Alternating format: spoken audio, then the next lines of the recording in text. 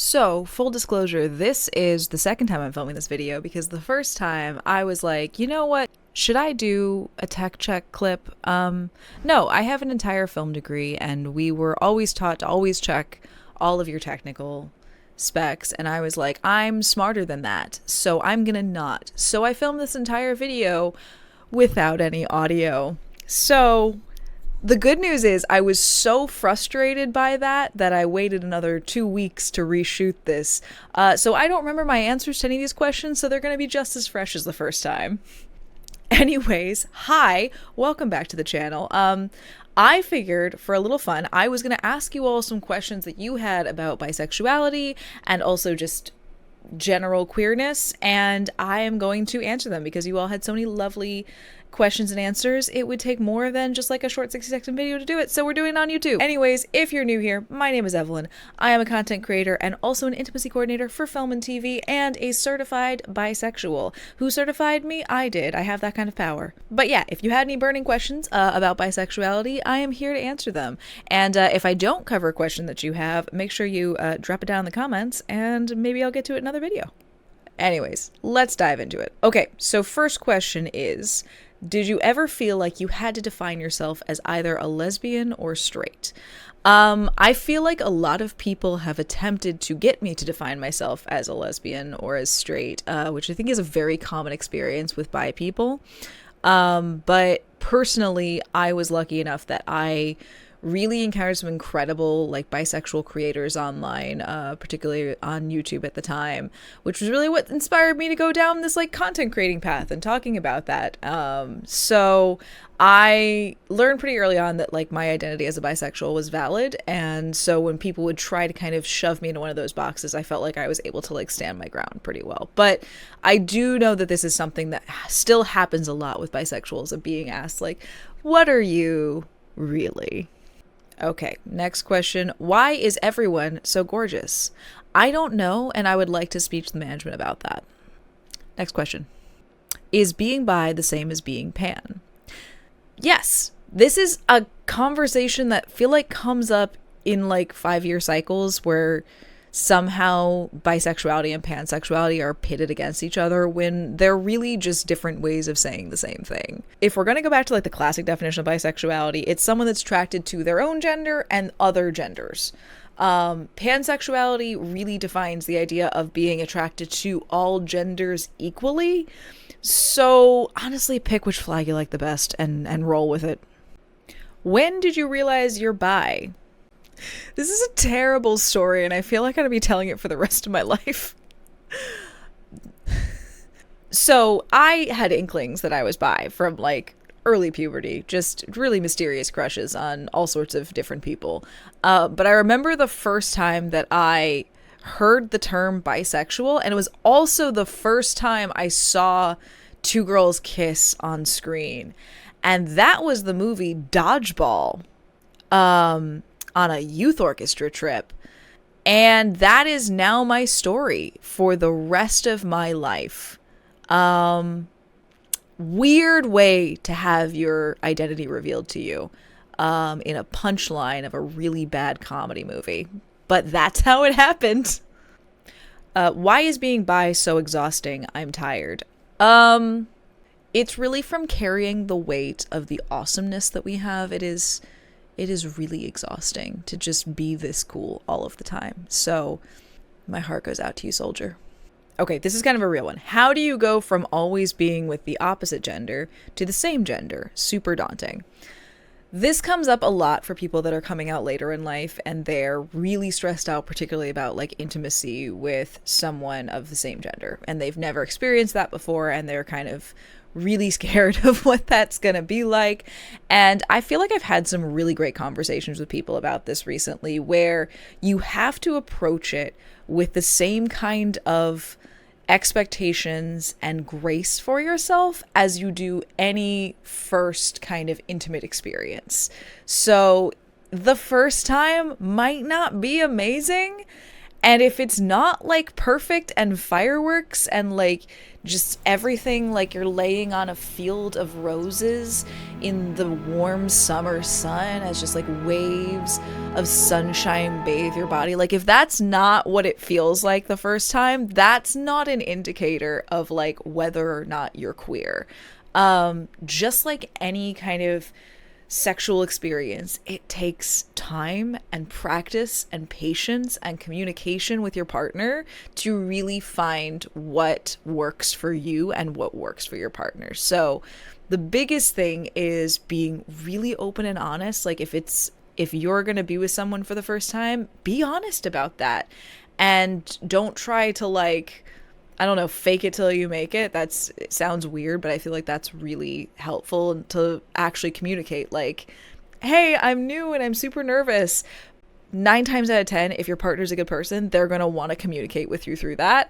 And that can be some of the fun, is like having those conversations and trying new things and like experimenting and seeing what works. But the biggest thing is it's natural and normal to be nervous, but you don't need to be afraid. What has your experience with self-acceptance been? A long, long journey. I really, really struggled with my sexuality when I first realized that something was a little off from like the typical straight script. So much so that I remember that I used to wear a rubber band, kind of like I am now, wear a rubber band around my wrist that I would like snap anytime I had like crushy feelings for like a lady. And that was kind of the bottoming out of that, of like being like, I do not want to be like this. I want this to go away. I just want to be normal. And from there, I feel like so much of it was done just reading about other people's experiences, hearing about other people's stories, realizing that the things I was going through were things that other people had gone through as well. So I wasn't weird or alone in those things. And then over time, just leaning into my community, leaning into the love that other people were giving me, and transferring that love to myself. But if I'm being honest, it's still a daily exercise to like fully love yourself. And this for me goes beyond just like my sexuality now, but this kind of extends into all of my life. Like learning how to love and accept yourself is something I think that we have to make a conscious choice to do most of the time. It's really easy to be mean to ourselves in many cases, but to like fully love and accept ourselves is a choice we make based on like, hey, I deserve this, and you know, I'm awesome, and so why should I tell myself anything less than that? Because the people around me love me, and why shouldn't I love me? Ooh, this is a good one. Do I tell my husband, who I've been married to for 25 years, that I'm bi, or more likely pan? If this is you that wrote this, but also for any of you, my advice in this situation is like, I don't know your specific situation. Coming out to anyone is a personal choice that should be in order to make you feel safer and more and able to live more into your authentic self. So I always say, like, if coming out feels like it would make you unsafe, no one is owed your coming out. It's not something that you have to do to be a legitimate member of the community. It's not something you have to do to feel like you are who you are.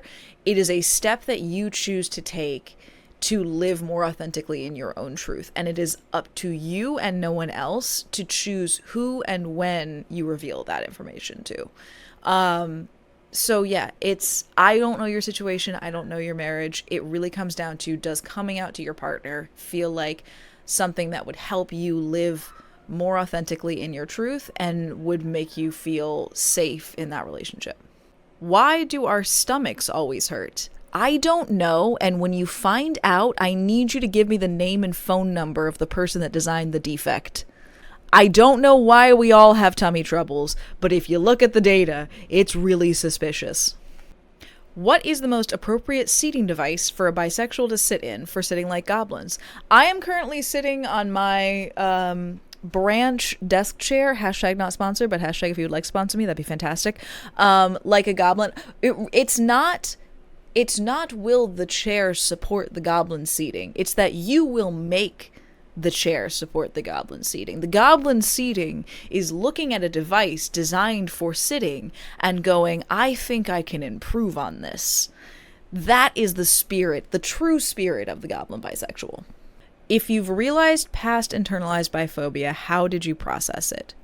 Oof, we coming in hard with the deep questions. I absolutely realized I had internalized biphobia. That for me really manifested in like statements like, oh, I'm not just bi for attention, or feeling like I had to like hide my identity depending on who I was talking to, or also just situations where I felt like I had to work harder because of my identity. Like if I was in a queer space, I had to be like extra nice because I'm bi. I still feel like I sometimes do that sometimes. How did I process it? By living authentically in my truth, by examining my feelings, were like, why is that coming up? That's a lot of this is like processing these things. A lot of it comes down to like, why is that coming up in my brain, or examining where's that thought coming from. And as far as moving through that, I think the biggest thing to say is that, like, no matter what someone else tells you, your identity is valid. Your place in the queer community is there for you, and you deserve it. And you don't need to justify yourself. It's gonna be real fun recording this during a thunderstorm. We'll see if any of that noise comes through. What is the biggest positive thing you can say about being bi? I can say so many great things about being bi. I would say the biggest positive thing about being bi is, like, I feel like it just gives me a really unique perspective. It sounds like kind of a cop-out, but I feel like it's a really cool place to be. It's really fun to be able to kind of experience intimacy and play and be really open to all sorts of these experiences, no matter what people's gender is. And that's just, I don't know, it's just really fun and cool. And I think it gives me a unique perspective on the world. And that's great. What does the Birex tag mean? I'm bi and haven't seen that tag before. The Birex is our mascot, and if you need more information on the Birex, you need to go check out my other video where I take you all the way back in time to the video that started the entire Birex community. That's all I'm going to say on this one for now. Anyways, that was all of the fantastic questions that you guys gave me for this one, and I think those were really good. There were a couple that made me really think there, and I love that. So if there are more questions you have about being bi, or just like the queer community in general, or just me in general, pop them down in the comments, and I might do another round of this, because this was actually really fun. I really enjoyed this. Anyways, I really am if you've made it this far, I'm so thankful that you've made it all the way through this video. I'm excited to keep creating longer form content for you guys, and I hope to see you on the next one. I love you all. Ba-da-ba-ba-da-ba.